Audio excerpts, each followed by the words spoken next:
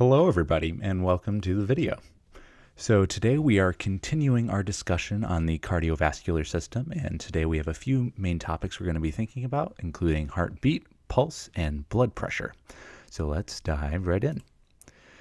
So first we're going to talk about how the heart beats. So hopefully we recognize that the heart is a muscle. Earlier in the year, we talked about the heart being composed of cardiac muscle. The heart is the only place in the body where we find this cardiac muscle. And as we know, muscles are responsible for changing their shape or for causing a part of our body to move in some way. And in this case, the ability of that cardiac muscle to move is what allows our blood to be pumped through our body. So whether it's blood in our atria getting pumped into our ventricles, or then it's our ventricles pumping blood out of the heart towards the body or towards the lungs. This beating of the heart is really important. However, we also learned about in the muscular system unit that our muscles need signals of when to contract. And the heart is no different. But there is a specific system that we're going to talk about for how our heartbeat is controlled and for how it's maintained. So when we think about the contractions of the heart, they are going to be involuntary and they're going to be controlled by nodes. So talk about that first part. As a reminder, when something is involuntary, you don't need to think about it and you can't control it. It kind of happens on its own. You can probably imagine that if we as humans had to think about our heart beating every single time we wanted it to beat, that might make our lives a little bit inconvenient. So it is nice that it is involuntary for us. But then it's also controlled by what we call nodes. And there's two major nodes that we're going to talk about controlling our heartbeat. The first one is going to be called the sinoatrial node, or the SA node. We find the sinoatrial node in our right atrium. We find it right here. And this node is really important. We often call it the pacemaker of the heart because it controls the pace of our contractions. It kind of sets the beat, if you will. It keeps our heart going at a consistent rate. It always kind of releases its electrical signal to tell the heart to beat, and it makes sure that our heart stays beating. The next major node is the atrioventricular node, or the AV node, and we find this in between the atria and the ventricles. So right by our valve here, we find our AV node. And the AV node plays a really, really important function in making sure that our heart can beat properly. The main thing that it does is that it actually delays the electrical signal telling the heart to contract. It delays it on its way to the ventricles, allowing the atria to contract first. And we're going to break this down more on the next slide, but to give you an idea of what we're thinking about here, the SA node, the sinoatrial node, is going to release the initial electrical signal telling the heart to contract. It's going to hit the atria first, but the AV node is able to delay this signal before it gets passed down to these ventricles, which allows the atria to beat first and the ventricles to beat second.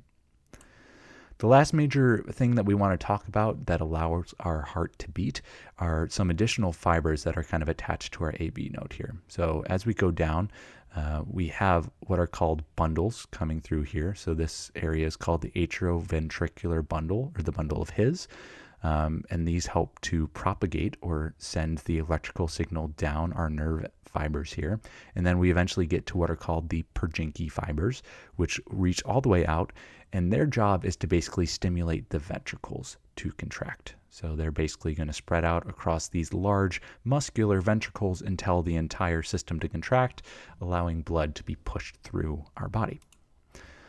When we're thinking about how else the heartbeat can be regulated, the speed of our heartbeat, the rate of it, can actually be increased or decreased by the nervous system, which can release stimulating hormones. Some of those are going to be epinephrine and norepinephrine. These two hormones are going to be responsible for increasing our heart rate. We'll remember these because we talked about them in our endocrine system unit being released by the adrenal gland. So epinephrine and norepinephrine, they're going to increase our heart rate. Those are also related with our fight or flight response. So definitely really important in getting our heart rate up for that.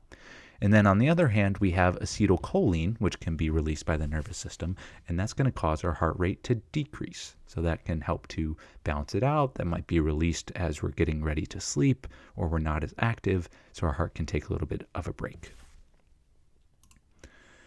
All right, so as I mentioned on the last slide, I do want to kind of break down exactly how this signal gets passed through our heart to allow our heart to beat in the same rhythmic fashion over and over again.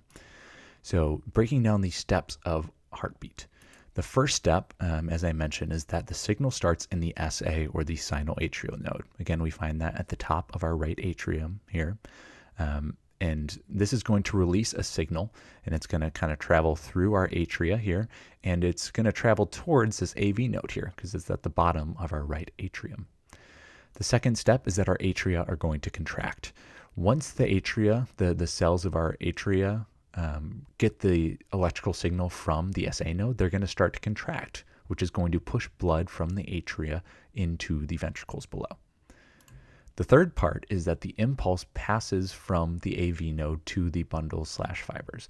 So again, I mentioned on the last slide, but when the signal gets to the bottom of the atria and eventually to the AV node actually delays this electrical signal for a little bit before passing it down through these atrioventricular bundles and the Purkinje fibers. So that delay is really important. I'll talk about that just a little bit more in a second. The last step of our heart beating is the ventricles contracting. So as this signal gets passed through our bundles and our fibers here, it's going to cause the individual cells of our large muscular ventricles to contract. And again, these ventricles are pushing blood either towards the lungs or to the rest of the body. So that last contraction is really important. What I have here is a really nice animation that really does a nice job of showing how this electrical signal gets passed throughout the heart and how it allows the 4 chambers of the heart to beat together in some ways and at different times from each other. So we start up here in our first step with the SA node. So the SA node, again, initiates a signal, and it's going to pass a signal through the atria. So it passes it to the right and the left atria kind of simultaneously. And again, the atria are going to contract. And if we look really closely here, you'll notice what I was talking about earlier. You'll see that as the signal is getting passed along, it's actually going to pause at this AV node. So you'll see that it pauses, delaying the electrical signal before then passing it down through the bundle of his and through the Purkinje fibers. And again, once it gets passed through these bundles and fibers, that's what allows our ventricles to contract. So it really is quite an elegant, nicely thought out system that allows the atria to contract at the same time, allows a little bit of a delay, and then allows the ventricles to contract at the same time. So a really nice animation here. Really cool to see this heartbeat in action. Okay, so when we visualize our heartbeat, we've kind of found some ways through medical technology to kind of make a picture of our heartbeat, if you will. And if you've ever watched a medical TV show or maybe been in a hospital where you or someone you know may have been hooked up to a heart monitor, you may have seen this on a screen before, or something similar to this shape. And this is kind of a visualization of what a heartbeat looks like. So this visualization is made using what's called an electrocardiogram. And this is usually referred to as an ECG or an EKG. They're kind of used interchangeably. So it basically just is the tool that allows us to show a picture of our heartbeat. And what we're able to see in this picture is it shows the timing of the atria and the ventricles pumping, and those are represented by different parts of our picture here. So first comes what happens in our picture. The first part of our heartbeat is what's called the P wave, and the P wave is the right and left atria pumping. And if you think logically for a second, the P wave is pretty tiny. It's not too big. And why might we think that the P wave is not that large? Especially when we compare it to other things that might be happening inside the heart. And the conclusion you might come to is that the atria are much smaller than the ventricles. They're not as muscular. So when we kind of showed it in a picture, them pumping the blood a short distance into the ventricles, it's not going to cause much of an effect. It doesn't take too much to pump the blood from the atria to the ventricles. So this P wave is usually pretty small. The next part here is the flat line while the signal travels to the ventricles. So you'll notice this little flat line here. This represents the time where the AV node is delaying the signal for a little bit and then sending it down through the bundles and fibers. And then we get to what's called the QRS complex. And this is a really big beat, and this is represented by the right and left ventricles pumping. So you'll notice this is much, much bigger than the atria pumping, as again, because I mentioned, the ventricles need to work a lot harder than the atria to pump their blood, because the ventricles are pumping their blood sometimes all the way throughout the body. So pumping the blood from our heart to our foot takes a lot more work than just going from our atria to our ventricles. Our last part here is called the T wave, and this is the electrical recovery phase, or the ventricles returning to their resting state. So because the ventricles need to put so much effort into contracting, we can actually detect the ventricles kind of coming back into place and relaxing. So that's the last part of our EKG, is seeing the T wave. And there's another really nice animation here kind of showing we can kind of trace our electrical signal getting passed through our heart and kind of seeing what is changing in our heart and how that affects the shape of our EKG. So when we're starting here, again, this first part, our P wave, is going to be our two atria contracting. So that's our first part. And then the signal is going to get passed down through our bundles and fibers. And then our QRS wave comes. That was our ventricles contracting, that really big contraction. And then our last T wave is our ventricles relaxing. This does a really nice job of kind of matching up the EKG waves with what's happening in the heart simultaneously. So again, there's our big contraction of the ventricles, our QRS wave, and then our T wave is the relaxation of our ventricles. So again, another nice animation to show us how our heart is changing through this process. All right, so now we're going to take a second to talk about heart sounds and pulse.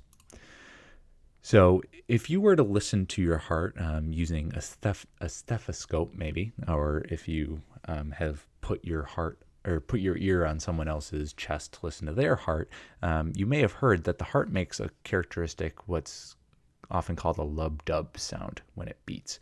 And we're thinking about what those lub-dub sounds are. It's actually valves of our hearts closing. It's a common misconception that people may think that the heartbeat is actually the sound of our muscles contracting, but that's not true. The sounds that we hear when we hear our heartbeat is actually our valves closing. So the lub, the first part of that sound, is our tricuspid and mitral valve closing. So remember that those are the two valves that separate our atria and our ventricles. So the tricuspid is in between our right atrium and our right ventricle, while the mitral valve is the valve in between our left atrium and our left ventricle. And then the second half of our heartbeat sound, the dub, is the pulmonary and aortic semilunar valves closing. And again, those are the valves that separate our ventricles from the major arteries that lead out of the heart. So the lub-dub, lub-dub, lub-dub. Those are actually the sound of your valves closing once the blood is pumped through those valves. And I think this is an interesting diagram here. If you've ever been to the doctor and they're really closely listening to your heart, you may have noticed that they kind of place the stethoscope at different points on your chest. And the reason why they do this is because they're actually more specifically listening to each of the valves closing. So depending on where they put their stethoscope, they're able to focus on the sound of a different valve closing, which I think is pretty cool. All right, so then we also have now what's called our pulse. And if you've ever kind of taken your own pulse or have someone else take your pulse, basically the idea behind a pulse is that your vessels around your body contract and relax in response to your heartbeat, allowing you to feel your heartbeat. So when you take your pulse, you're basically feeling the pressure being created by your blood, or your heart pumping blood throughout your body. You're feeling the change that it causes in your blood vessels in different parts of your body. And there's a couple different common pulse points around your body that we can find. One of the more common ones is going to be your radial pulse. This is on the inside part of your arm, and it's on the thumb side of your wrist. Another one is called your brachial pulse. You can feel this on your inner elbow. Probably the most popular one is going to be your carotid pulse. And this is going to be the one in your neck. We also have the popliteal pulse. This one is behind your knee. There's also the posterior tibial pulse. This one is behind your ankle bone. And then you can even feel your pulse down on top of your foot with the dorsalis pedis pulse. So these are some of the more common pulse points. You can see them represented in the picture here. So we have our radial, brachial, carotid, femoral pulse is right by here by your femur. We have the dorsalis pedis pulse and the posterior tibial pulse, the pulpiteal pulse as well. What I'm going to ask you to do now is to actually take your own pulse and see what you find. So what I'm going to ask you to do is I'm going to have you actually write down your results to this in your notes. So be ready to keep track of all this. And you're probably going to need to pause the video for a little bit to do this. So to do this, choose 3 of these pulse points and place 2 fingers. It's going to work best if you use your thumb and your middle finger. Little fun fact, your thumb actually has almost its own pulse. So if you try to take your pulse with your thumb, it won't actually be accurate because you may just be feeling the pulse of your heartbeat running through your thumb. So I'm definitely going to suggest you use your pointer finger and your middle finger in order to do this. And then you're going to put those 2 fingers onto these areas of your body. So you choose 3 of these pulse points. And then what I'm going to ask you to do is to count how many beats you feel in 15 seconds. So you can set a timer on your phone or look at a clock or a watch, count out 15 seconds, and count how many beats you felt. And then you're going to calculate how many beats per minute that is by multiplying that number by 4.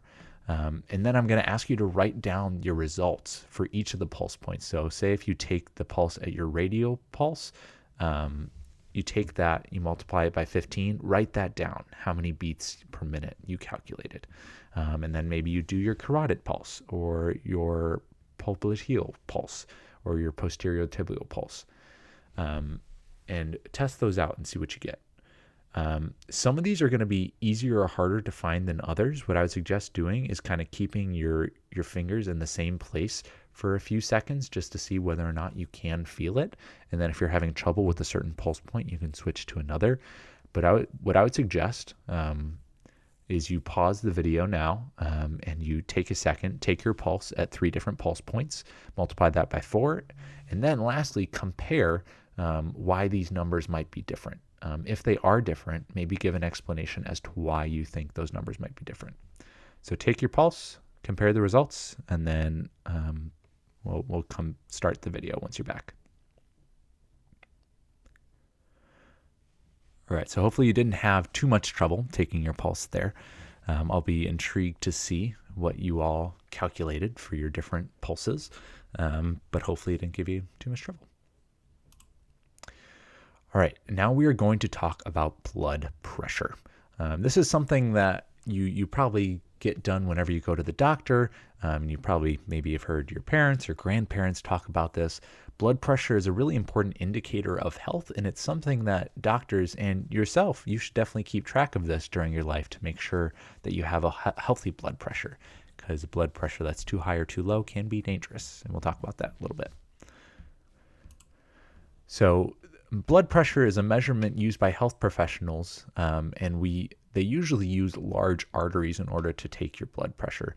The most common one you're going to find is going to be using your brachial artery. So this is the main artery that runs down your arm, and this is going to be the one that doctors target when they are taking your blood pressure. And there's 2 different types of blood pressure that we think of. We have systolic blood pressure, and this is the pressure when your ventricles are contracting. So when your ventricles are pumping out blood, they create a certain amount of pressure.